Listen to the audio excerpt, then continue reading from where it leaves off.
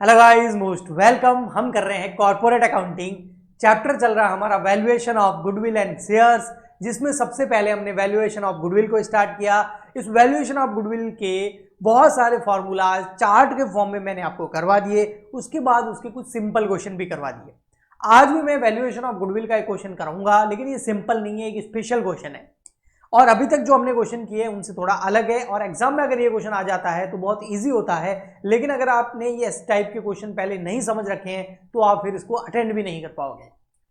ये क्वेश्चन है सिंपल, लेकिन पढ़ने में थोड़े हार्ड लग सकते हैं। अगर आप चाहते हैं कि आपको ये सिंपल लगे और जल्दी से आप इसको कर लें, तो अभी जो मैं बताने वाला हूं, अभी जो मैं कॉन्सेप्ट समझाने वाला हूं, उसको बहुत ध्यान से सुनना तो समझ में आ जाएगा।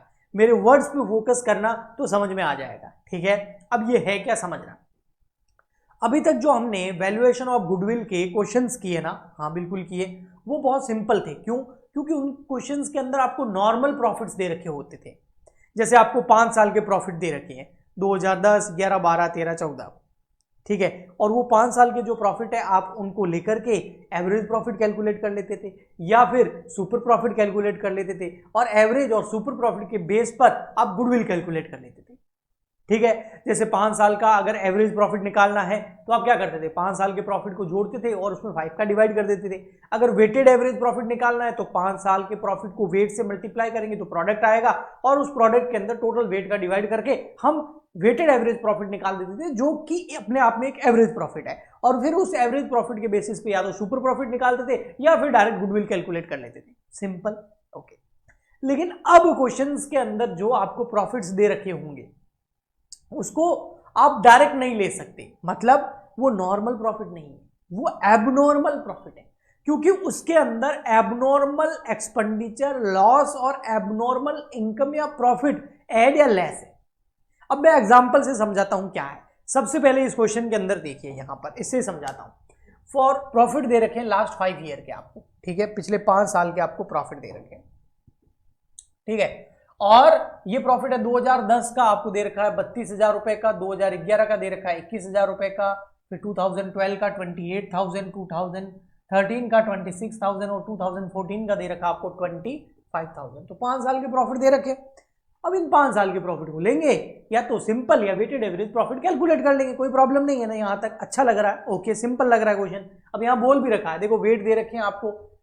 फर्स्ट ईयर का वेट है 1, फिर है 2, फिर है 3, फिर है 4 और फिर है 5। यानी कि इन प्रॉफिट्स को इन वेट से मल्टीप्लाई करेंगे तो टोटल प्रोडक्ट आ जाएगा, टोटल वेट कर लेंगे, टोटल प्रोडक्ट में टोटल वेट का डिवाइड कर देंगे और वेटेड एवरेज प्रॉफिट आ जाएगा, जो कि अपने आप में एक एवरेज प्रॉफिट है।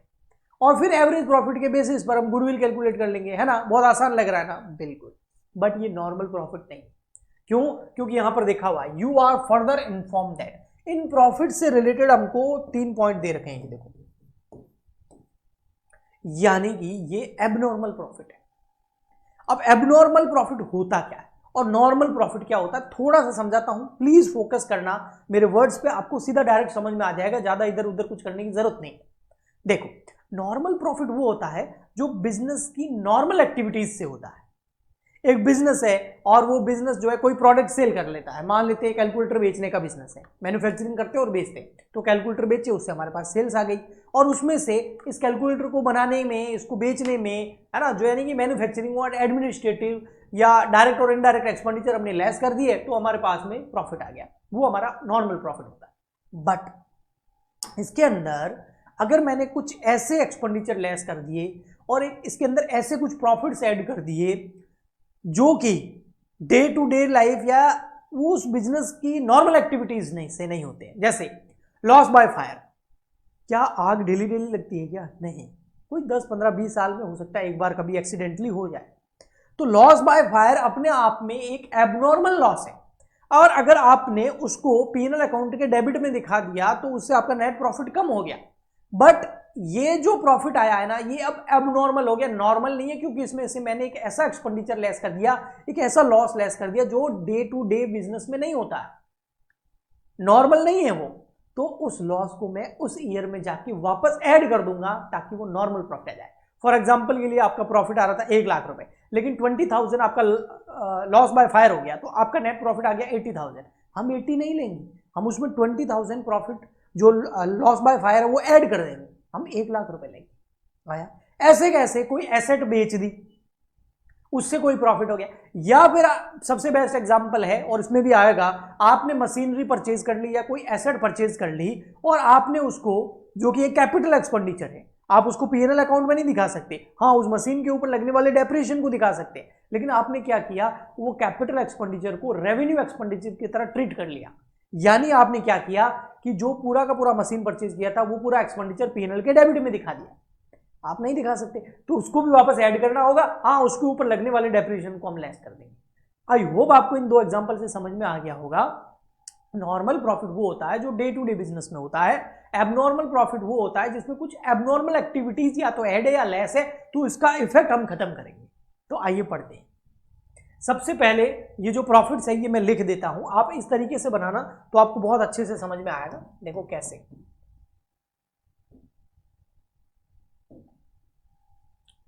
ठीक है, एक सेकेंड इसका जो है ना बैकग्राउंड में चेक कर लेता हूँ, चेंज कर लेता हूँ। ओके अब ठीक है। हाँ तो क्या है सर फॉर्मेट, आप क्या करना, जब भी आपको ऐसे इफेक्ट्स दे रखे हो और आपको पता चल गया हो कि भैया ये तो एबनॉर्मल प्रॉफिट्स दे रखे हैं, तो आप एक टेबल बना लो और उसमें जितने ईयर है ना, जितने भी ईयर आपको क्वेश्चन में दे रखे हैं उतने कॉलम बना लो। जैसे यहाँ पर 5 साल दे रखे हैं, 1 2 3 4 और ये हो गया 5, ये 5 ईयर के मैंने कॉलम बना दिए। अब आप क्या करो, यहाँ लिख दो आपका ईयर, या पर्टिकुलर हो गया, और यहाँ लिख दो ईयर। जैसे यहाँ पर स्टार्ट हो रहा है 2010, फिर 2011, 2012, 2013 और 2014, और अब यहाँ पर प्रॉफिट्स लिख दो आप जो आपको क्वेश्चन में गिवन है। कितने कितने देखो, 32,000, 21,000, 28,000।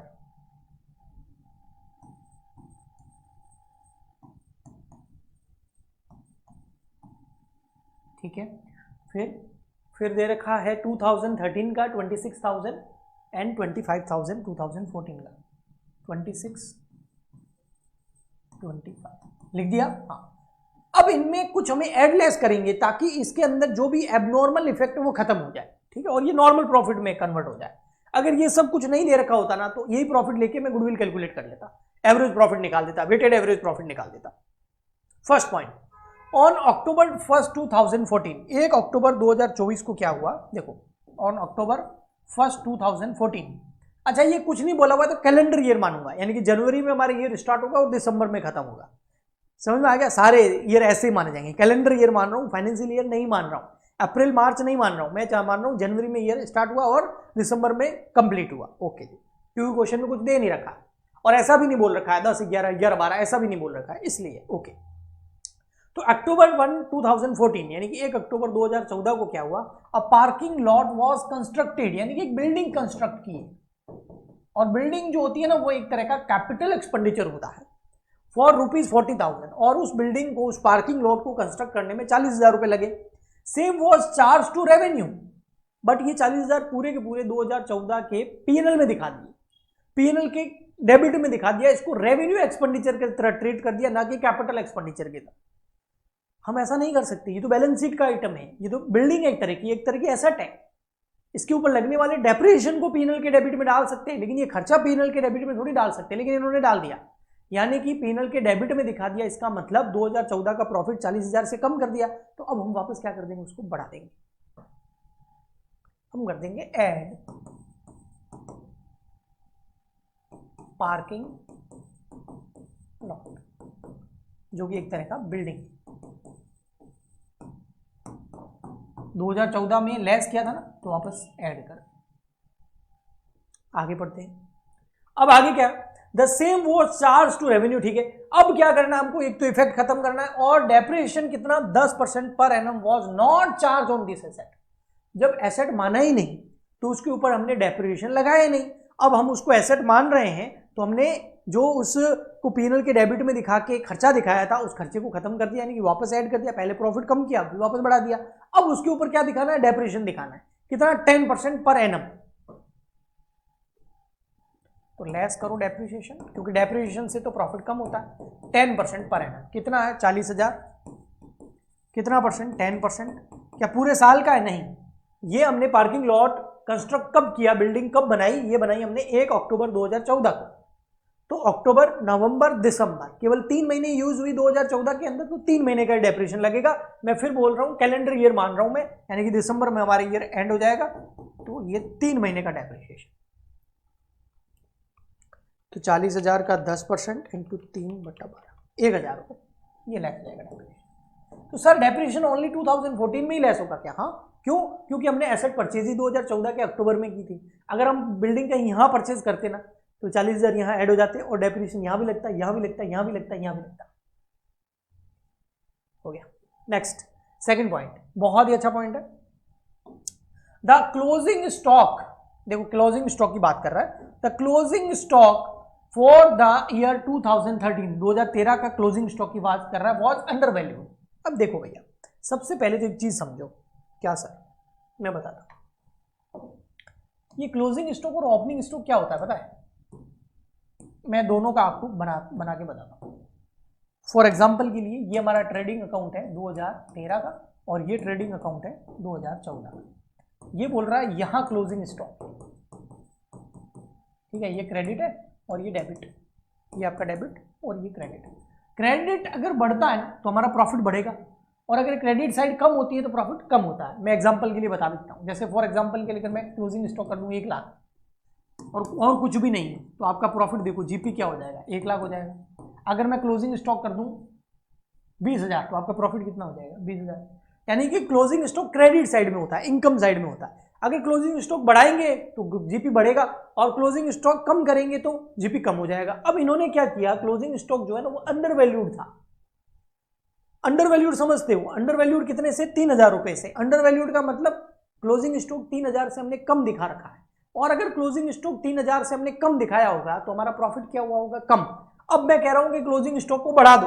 अब मैं क्लोजिंग स्टॉक अगर 3,000 इधर बढ़ाऊंगा तो हमारा प्रॉफिट भी 3,000 से बढ़ जाएगा। कौन सा? 2013 का। तो बढ़ाते हैं, देखो, एड क्लोजिंग स्टॉक। 2013 का जो क्लोजिंग स्टॉक है वो 3,000 से बढ़ जाएगा। बट एक चीज ध्यान रखना, 2013 का जो क्लोजिंग स्टॉक है ना, वो 2014 का क्या हो जाएगा? Opening stock. तो ओपनिंग स्टॉक, इसका मतलब हमने क्लोजिंग स्टॉक भी 3,000 से कम दिखा रखा था और ओपनिंग भी 3,000 से कम दिखा रखा था। क्लोजिंग स्टॉक अगर 3,000 से बढ़ाएंगे तो प्रॉफिट बढ़ जाएगा, लेकिन ओपनिंग स्टॉक को अगर 3,000 से बढ़ाएंगे तो प्रॉफिट कम हो जाएगा, क्योंकि ये डेबिट का आइटम है। तो फिर इसका मतलब 2014 का जो ओपनिंग स्टॉक है वो हमें क्या करना पड़ेगा? कम, लेस ओपनिंग स्टॉक।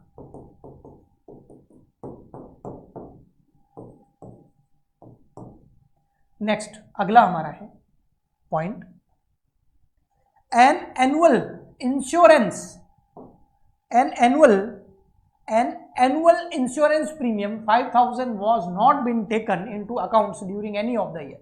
भाई जितने भी 2010, 11, 12, 13, 14 यानी कि 5 सालों में एक इंश्योरेंस प्रीमियम हमको एनुअली कितना दिखाना है? 5,000 रुपए का, जो आपने दिखाया नहीं है। और इंश्योरेंस प्रीमियम जो है ये एक तरह का बिजनेस का इंश्योरेंस कराने का प्रीमियम है, और ये एक तरह का नॉर्मल एक्सपेंडिचर है, हमें इसे दिखाना पड़ेगा। तो हम हर साल 5-5 हज़ार रुपये क्या कर देंगे? लेस कर देंगे। इंश्योरेंस प्रीमियम लेस करना ना, क्योंकि एक्सपेंडिचर एक और एक्सपेंडिचर है जो हमको अब दिखाना पड़ेगा, उसका इफेक्ट देना पड़ेगा एवरी ईयर। तो हम सारे ईयर में इसका इफेक्ट दे दिए। अब देखो यहां पर क्या देखे सर, अब आपके सामने आ गया भैया नॉर्मल प्रॉफिट। कैसे आएगा? 32,000 में से 5,000 लेस कर लो, तो 32 में आप 5,000 लेस करोगे तो आ गया 27,000। ये नॉर्मल प्रॉफिट आया। नॉर्मल 21 में से 5 लेस कर दोगे तो ये आ जाएगा आपका 16,000। 28 में से 5 लेस करोगे 23,000, ठीक है। 26 में 3 जोड़ो 29, 29 में 5 लेस करो 24, 25,000 प्लस 40,000 माइनस 1,000 माइनस 3,000 माइनस 5,000, 56,000। अब क्या करें? ये आ गया नॉर्मल प्रॉफिट। हाँ, अब हमको क्या चाहिए? Weighted average profit. तो इसको वेट से मल्टीप्लाई कर दो, वेट कितना है क्वेश्चन में दे रखा है 1 2 3 4 5, और क्वेश्चन में नहीं दे रखा हो तो भी यही लेना है। तो हमारे पास में आ जाएगा प्रोडक्ट, क्या आ जाएगा प्रोडक्ट। तो 27 को 1 से मल्टीप्लाई करेंगे, सबको मल्टीप्लाई करना है, देखो मैंने इधर साइन दिया ना मल्टीप्लाई का, तो 27,000 32,000। 23 को, इसको आप ऐसे इस फॉर्म में भी कर सकते हो ना, पहले नॉर्मल प्रॉफिट लिख दो, फिर वेट लिख दो, फिर मल्टीप्लाई करोगे तो प्रोडक्ट आ जाएगा। मैंने ऐसे कर दिया है, इसमें कोई आपको प्रॉब्लम नहीं होनी चाहिए। 69,000 96,000 2,80,000। अब क्या करें सर, अब फॉर्मूला लगा दो वेटेड एवरेज प्रॉफिट का। कैसे निकालते, उसका फॉर्मूला क्या होता है, total of product divide by total of wait.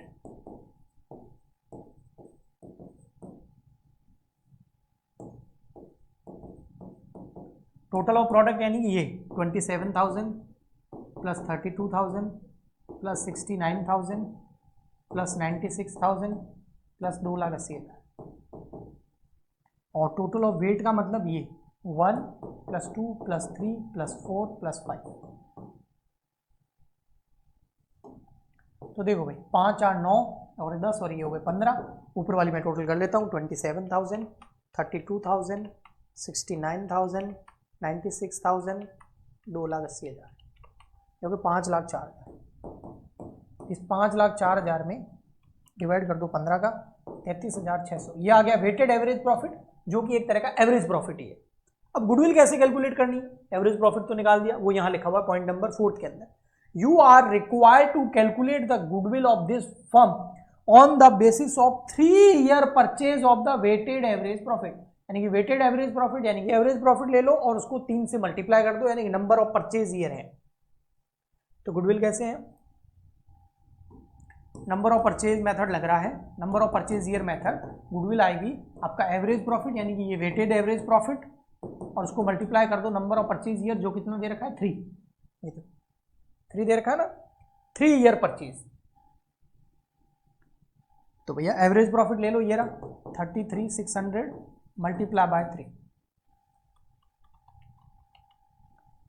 1008, ये आ गई आपकी गुडविल। ठीक है, 1,08,000 रुपये, 1,08,000।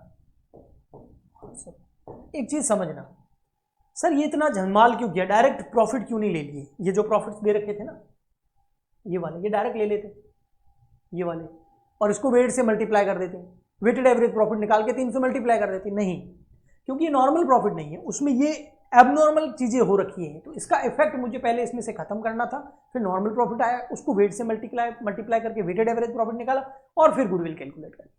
तो आई होप आपको अच्छे से समझ में आ गया होगा। प्लीज़ ज़्यादा से ज़्यादा इस वीडियो को लाइक करें, शेयर करें, सब्सक्राइब करें, कमेंट करें, सपोर्ट करें, ताकि मैं आपके लिए इसी तरीके के लेक्चर लाता रहूं। नेक्स्ट लेक्चर के अंदर हम न्यू चैप्टर स्टार्ट कर देंगे, न्यू टॉपिक यानी कि वैल्यूएशन ऑफ शेयर्स हम स्टार्ट कर देंगे। तो मिलते हैं नेक्स्ट लेक्चर में, आज के लिए इतना ही, तब तक के लिए goodbye and thank you.